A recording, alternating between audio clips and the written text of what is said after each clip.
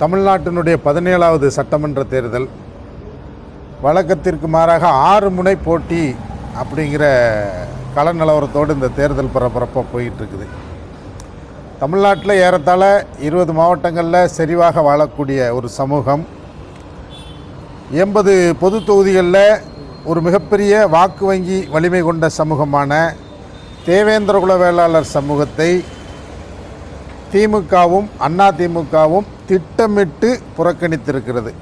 தொடர்ந்து இந்த சமூகத்தை ஆட்சியிலும் அதிகாரத்திலும் இடமளிக்காமல் அரசியலில் ஓரங்கட்டுவதை வழக்கமாக கொண்டுள்ள இந்த கட்சிகள் இந்த தேர்தலில் பழிவாங்கும் நோக்கத்தோடு இந்த சமூகத்தை பழிவாங்கும் நோக்கத்தோடு இந்த சமூகத்தை அரசியலிலிருந்து நீக்கம் செய்கிற நோக்கத்தோடு இந்த சமூகத்தை சாதியவாத கண்ணோட்டத்தோடு அணுகி பொது தொகுதி அரசியலில் இந்த சமூகத்திற்கு எந்த பிரதிநிதித்துவம் கொடுக்காம ஏதோ ஒப்புக்கு சில தனித்தொகுதிகளை ஒதுக்கிவிட்டு நாங்கள் இந்த சமூகத்திற்கு ஆதரவாக இருப்பது போன்ற ஒரு தோற்ற மயக்கத்தை உருவாக்கி இந்த சமூகத்தை தொடர்ந்து ஏமாற்றி கொண்டு இருக்கிறது.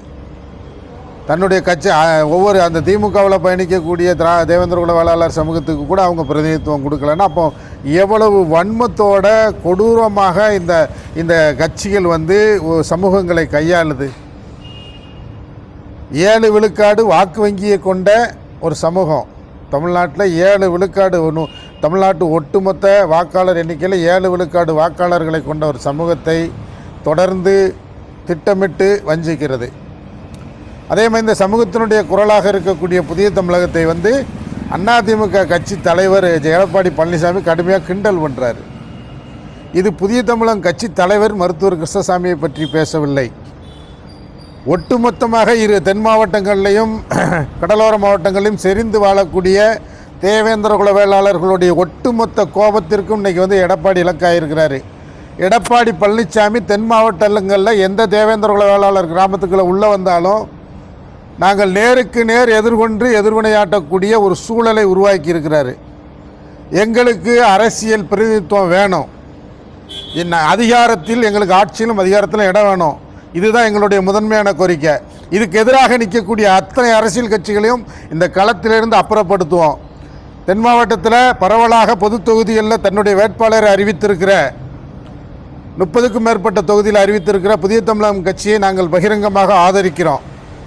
அதே போன்று நாம் தமிழர் கட்சி 2 தொகுதியில் அறிவிச்சிருக்கோம், அங்கே நாங்கள் நாம் தமிழரை ஆதரிக்கிறோம்.